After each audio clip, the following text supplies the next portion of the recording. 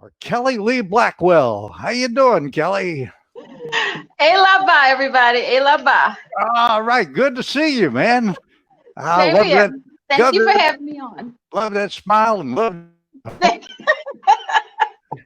I got to tell you, back in the 50s when I was very young, I used to buy a lot of records, and a lot of them happened to be specialty records, specialty label. And of course, Little Richard was there, and Sam Cooke even, and some of the people like Guitar Slim and Larry Williams too. And Yep. I would look at the label, and it would say arranged by Bumps Blackwell, or it would Yep. say written by Bumps Blackwell. And I saw the name many, many times, and I never really knew who he was, but we're all going to find out tonight. But before we get on that, let me ask you this. Are you one of the baby dolls?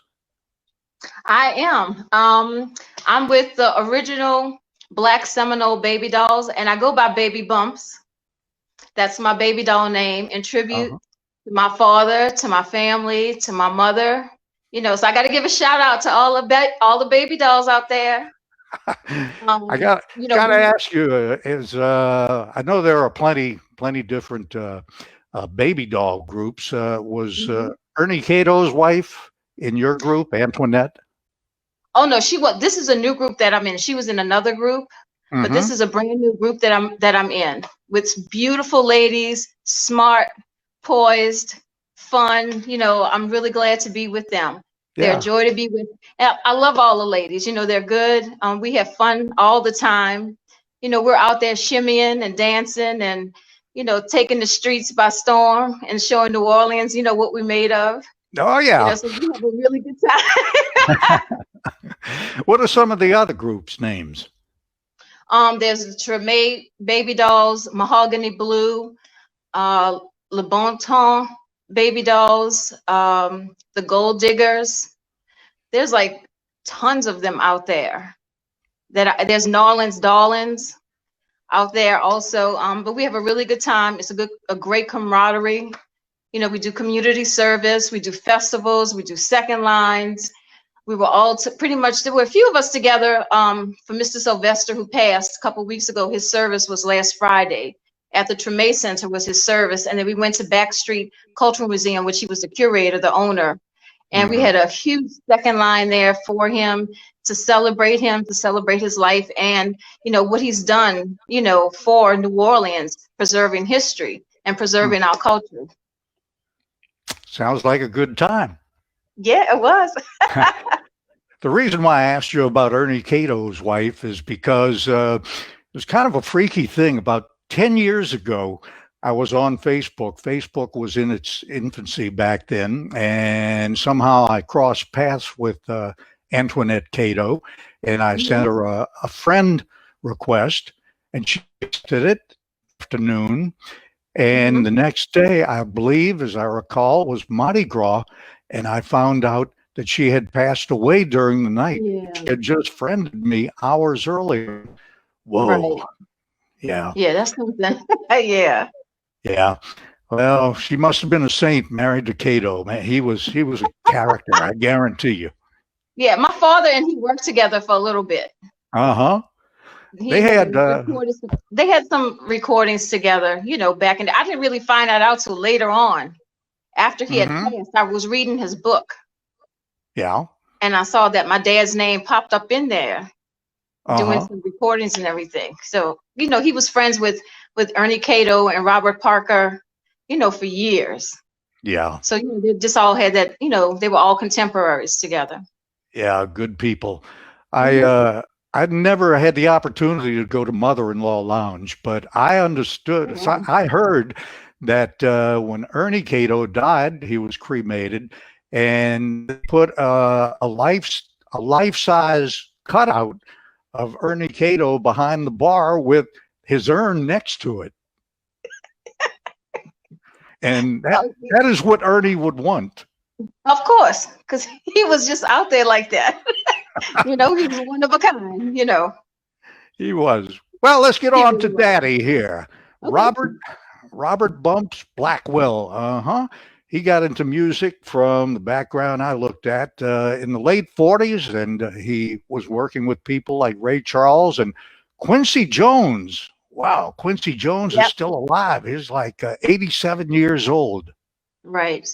Uh, Daddy started his career in the 40s in Seattle, mm-hmm. and he had a butcher shop and a cab stand while he was doing his music.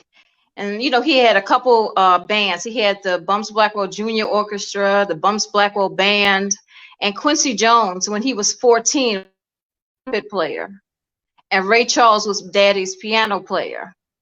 And it's funny because my dad, Quincy, and Jimi Hendrix all went to the same high school at different times, Garfield Wow. High in Seattle. Yeah. So he really started his career there and eventually moved to Los Angeles, where he started working with Specialty as the A&R man there. And he Mm-hmm. was connected with Richard when Richard was doing some other things. But I read in the story somewhere that they put Daddy and Richard together because they said my dad was the only person who could really handle Little Richard. You know, because he was like really, you know, already out there before he became really out there musically. And they said my dad just had a certain way about him who knew how, and he could handle Richard. And so it was just Mm-hmm. like a perfect, you know, it was a perfect match, like a perfect storm, you know, putting those two together. And it was just, you know, history made after that with being in the studio and creating all these songs. Daddy, you know, co-wrote Long Tall Sally, Rip It Up, Ready Teddy. He's produced many of his songs, including Tutti Frutti, which couple weeks ago was the 65th anniversary of it being recorded at J&M. And you know, the story, I don't know if people know the story of Tutti Frutti, was that they were at J&M, a recording session that wasn't going well. They ended up at the Dewdrop. And, you know, people were out there playing, everyone was having lunch, and Richard got on the piano and started pounding and beating and doing his thing. And then came out of nowhere to wop, bop, a loo, wop, wop, bam, boom. And my daddy was like, that's what I want. That's exactly what I want. So he got Dorothy Labastri to change the lyrics, just a couple of them, so they could get airplay. And I Mm-hmm. like, you know, always think about the stuff that's played today. My dad would be like, well, what I had, you know, was small and insignificant compared to what we're doing today. But that they had to change it so that it would get the airplay. And from then on, they went back to the session and recorded, and it was done. And then it was history. I wonder what lyrics they had to change on Tutti Um, Frutti. they changed it. I bet you know. They changed it. Oh, Rudy from Good Booty. And I'm like, and the stuff that you hear now is so like, wow. And just to think that Good Booty was so risque at that particular time, that just says a lot how times have changed and how music has changed. And that, you know, everybody is a totally different thing from when music was really coming out and, you know, recording artists were performing, that they had such a, to some extent, you know, they couldn't say certain things. It was stifled in a certain way. And so, but my father had the good sense to know it's not going to get played like that. So I'm going to change it, and then we'll get the airplay, which is exactly what happened. Mm-hmm. What encouraged him to come from Los Angeles to New Orleans? Well, he was A&R man at Specialty. Specialty had an office here. And so he came down here to record Little Richard. So that's where my parents met here. And so he was recording Little Richard and other artists, and he met my mother. He was staying next door to her and happened to hear her singing. She was in a bathtub, and he asked if she would come and audition for him. And so she did an Elvis impersonation. I was like, oh my God.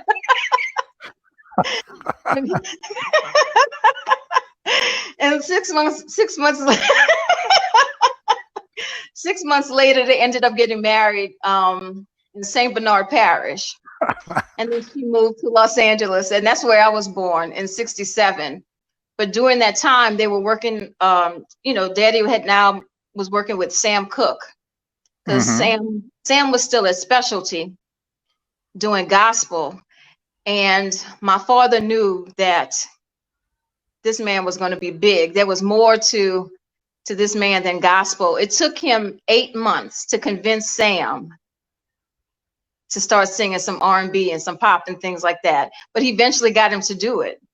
And they had to really get out of specialty, because they had started working on other songs, and I guess Sam was still under contract with specialty with Art Roop. But the story goes was that my dad and wanted to take Sam Cooke to Keene, because Art Roop didn't want Sam to do anything but gospel. And my father was like, no, we got more than that. So he signed away all his future royalties to Little Richard to take Sam Cooke to Keene Rex, which was up the street. So what songs did your daddy work on with Sam Cooke? Daddy produced You Send Me for Sam Cooke. Everybody Loves to Cha Cha Cha. Love You Most of All. He was also his manager.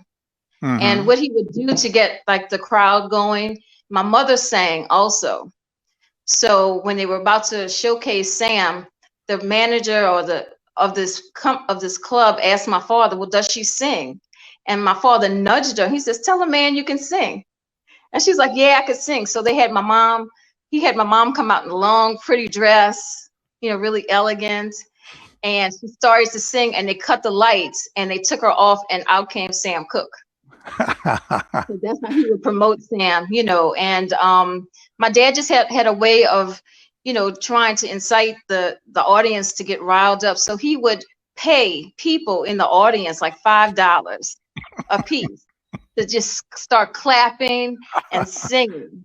And then the rest of the crowd would jump in and start clapping and singing, but he would pay them to do that with, whatever artist he was working with. He said, because that was to, engage the crowd, to make sure people were having a good time. And he said, I want to hear it. That's what I want to hear before my artist is coming out to perform. So he would pay just a few people some money to start screaming and laughing and hollering and all this stuff. And then sure enough, the crowd would just follow. Yes, crowds do that very easily. If somebody starts clapping, everybody else does. It's a chain reaction. Sam was on Keene Records. You mentioned that already. That was before his specialty days, and definitely before RCA Victor. Did Bumps work with him on his first song? The first song I remember by Sam Cooke is "Win Your Love from Me." Well, the actual song that they did was Lovable, and they put it under Dale Cook to test to see if Sam would be a crossover or if anybody would recognize his voice. And everybody knew it was Sam Cooke, under Dale. And then they went into doing You Send Me, and that was on the Keene label. And then they just started working. But Daddy didn't really work too much with Sam when he was with RCA. They had parted ways for a little while. And then it ended up that Sam ended up dying, in that incident. And so they would never be able to reconnect anymore. But, Daddy's worked with so many people. It's just, the list is incredible. But that was a really good time, to put that kind of music out, and for You Send Me to sell what it sold at that particular time in 56, 57, like 1 million copies sold of that release. And actually it was 63 years ago, earlier this month, and that it was released as a single. And it just blew up, so they had those really good times working with the debut album, Sam, because it was Daddy's orchestra, the Bumps Blackwell Orchestra, that was on that album that backed up Sam. And then they did other songs, but then they parted ways, like I said, and both went on to have their own careers. Yeah, well, he certainly helped Sam Cooke become a superstar, and in the same time, Sam Cooke, Blackwell, a very well superstar in his own right. Yeah, he was doing it because he had he was working with, he had produced for the Turks, which was with the late Gaynell Hodge. Mm-hmm. who just recently passed. I believe he passed earlier this year. And actually, he was an actual platter. He was one of the original platters, and he Yeah. co-wrote Earth Angel at the age of 15. Wow.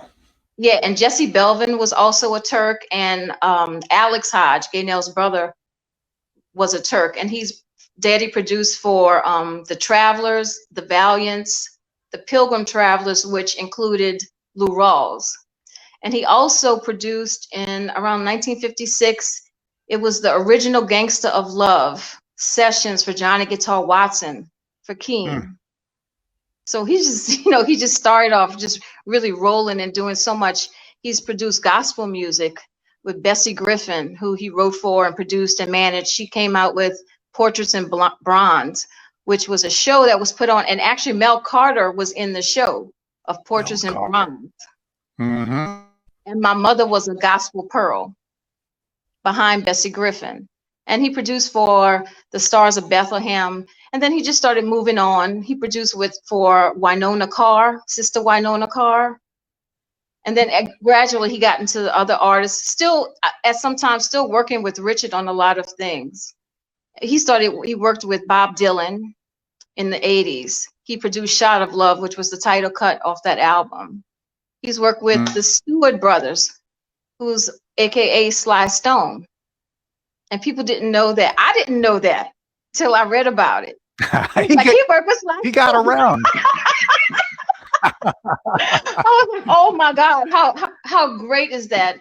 But he's also worked with a lot of artists here. He's Art Neville, the Nevilles, Dr. John, Guitar Slim, Ernie, Cato. I mean, so it was just like a list that's going on that, he's worked with so many people here. Yeah. What did he do with Larry Williams? He produced High School Dance and Short Fat Fanny for Larry Williams. Short Fat Fanny. What a great song that is, huh? Yeah. All right. And of course, Lloyd Price, he was on that label too. Did right. Bumps do anything with him? No, they were just music contemporaries, and were in studios together. But Daddy didn't have a hand in any of his productions, but they were friends. Because when I met Lloyd, he said, Kelly, we used to call bumps nervous bumps. He said, I've never seen anybody chew gum the way your dad chewed gum, because he was so nervous when he got into the studio and talking business and, just doing all this recording. He was so nervous. And I said, that's where I get it from. That is why I am the way I am. I love him. He's so sweet. He's such a kind man, Yeah, he's still around. I'm not sure if he's performing anymore, but he's in good health as far as I know. Yeah. And I've been fortunate to meet a lot of people. When Dr. John was alive, we would always talk. He told me, he said, we were at a function at a church on Canal Street, and he said, Kelly, your pa taught me how to write a song. Because that's how he refers to my dad, your pa. I said, okay. He said, your pa told me to go to the playground and listen to the little girls talk to each other. He said, because they tell stories when they talk. They have an intro, a middle, and an ending. He said, and that's how you write a song. He said, that's how I started writing all my songs, because your pa taught me how to do it. And he's like, Kelly, I love your dad. He said, I loved him. I say dad. It's just normal for me to say dad. He said, but I really did love him, and he was wonderful. And he said, he deserves so much more than what he's gotten credit-wise, award-wise. He said, because he's just done so much for so many people. Yeah. And he did a song with Roy Montrell. Every time I hear that mellow saxophone, he did. Dr. John redid it and it's called I Want to Rock. And it's off the Hollywood Be Thy Name album. And it's so funny because it's part of it is still in there, but it's a funky version of that song, Yeah. and he's got snippets of the original in it. So it's really a great version of this song. So I listen to it all the time. About going to the playground and listen to the little girls and what they say, and that's a song, a start, a middle, and a finish. That's right. Lee Dorsey told me the same thing about his song "Ya Ya." Ya Oh, Ya, okay. he said was a skipping rope. Uh, what do they call those ropes girls used to jump? You know, the A jump rope. jump ropes. Yeah, and they would sing "Sitting in La La, Waiting for My Ya Ya," and that had meanings too. But we won't go into it now. Just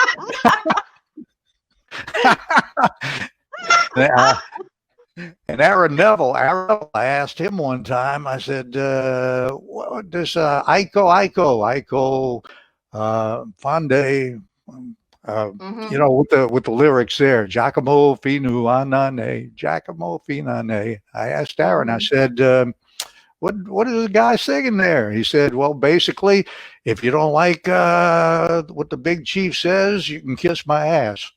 There you go. Say that, Aaron. That's right. Tell 'em. That's right. That's right. That's Yeah, right. I guess you pick up a lot of lyrics on the streets. No You matter do. where you go, Yeah, you can just listen for people and what they say and what they do when they use jump ropes too. that's right. So your daddy worked with Art Roop on Specialty Records back around He did. 1957, and we Hmm. had a uh, a friend from Facebook who was looking forward to tonight's interview, and he said, "Don't forget to mention that Art Roop is still alive Still today, and he's alive. 103 Yep, years old. he is. Lord have He mercy!" is. And he was one of the people behind all those specialty hits in the 50s. Hmm. Sam Cooke again, Larry Williams, and you name them. That's right. The one and only Little Richard. You Uh know. huh. That's right. You know, Bumps was really good. He if you could sing, he would pull you in. You know, because he just had a talent for hearing really good voices, and he knew what he wanted it to be and what he wanted to sound like. That's why I always say, you know, he's worked with so many people. And last year, Daddy was inducted into the National Rhythm and Blues Hall of Fame in Hmm. Detroit. And in my acceptance speech on, you know, for Daddy, I was listing all of these people that he's worked with. And, you know, at the end of it, I said, you know, he's the man behind the music. He's the voice behind the voices. And he really was, because he knew exactly what sound to have, you know, what he wanted to hear, what he knew what people wanted to hear. And he knew the sound. He just had his finger on the pulse of music. And that's really rare. I had a meeting with Cosimo one time, and I went to the store on Dauphine, and he said, he says, Kelly, you know, I took this meeting with you. He said, because I loved your father. He said, you know, I'm an old goat now. You know? He said, but I wanted to take this because it was really important to do for you. He said, I want you to know I loved your father. He said, he's the only person I've ever met in my entire life while sitting in a recording session that could listen to everybody play and do whatever. And he said, and he wouldn't stop them. But after it was over, he could go to every single musician and tell them exactly what they did wrong and how to correct it. He said, Hmm. and I also loved your father. He said, because he worked with the biggest ego in rock and roll. He said, and that's Richard. And he said, no matter what went on in that studio, your father never made Richard feel small.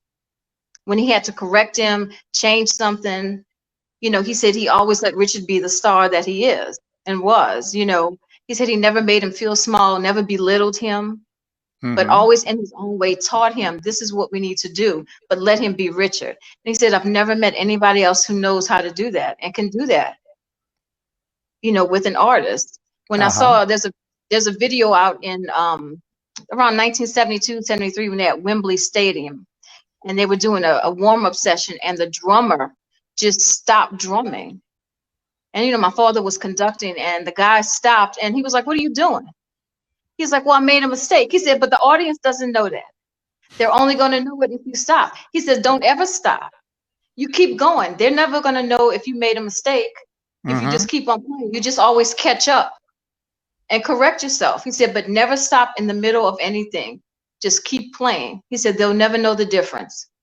And Mm-hmm. I saw his face turn. You know, he got that stern look. He's like, "What are you doing?"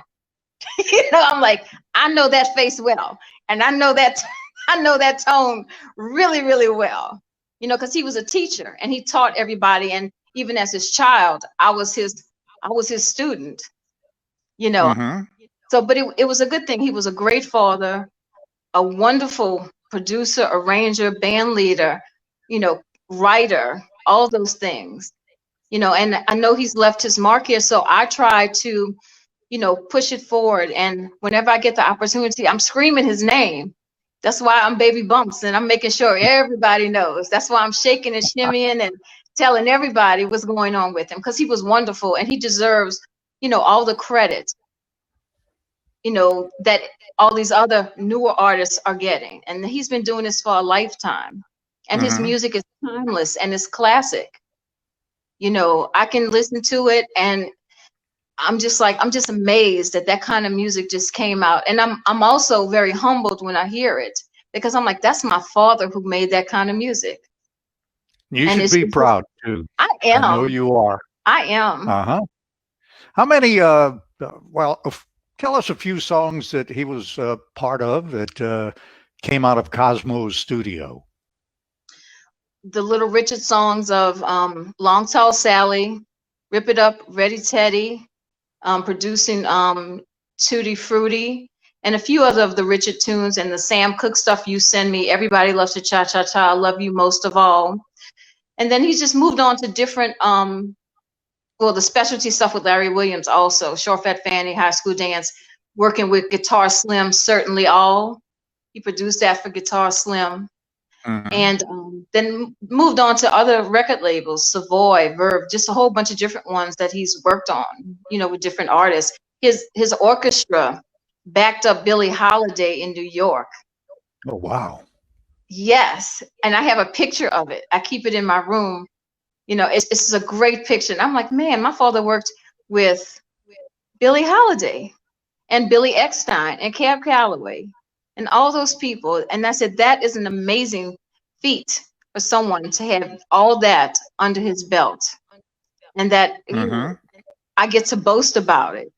You know, I brag about this man, you know. So I'm just hoping that I'm making him proud and making my mother proud and my family proud by carrying on this legacy that I've been, you know, given, that's been left Mm-hmm. to me. And I really do hope to promote it in the proper way, you know, so that they're proud, and that when people hear these songs, they're like, that girl said this about her dad, and it's exactly right. And I want them to know that, you know, I want them to feel the way that I feel about my father and about the music that he's created. Mm-hmm. Well, so gonna all be right here on video. That's How much right. you loved your dad and how impressed you were by his life and everything he did. Oh man, what a life he lived, and had a good time with so many people that were chart toppers and everything. And uh, everybody should have a good life like that. I'm sure he had a good time. He did. That was his love, you know. Mm-hmm. That's what he you know, he slept music. He drank it, ate it, you know, everything. That was his passion in life. You know, when I would visit him, I would knock on the door and he would have a phone sitting on top of his chest, because he had gone blind in the late 70s. And so he just had the phone sitting on top, and he wouldn't really sleep because that phone was constantly ringing all the time. So he just kept it right on his chest. So when the phone rang, he was like, hello. You know, it was business 24 hours a day, you know, Uh-huh. but that's the life he chose, and that's what he wanted, and he was really good at it. I want to thank you for having me on your show. I really do appreciate it. I'm humbled. And so I thank you for that. Thank you. Take care. You too. Bye. Bye.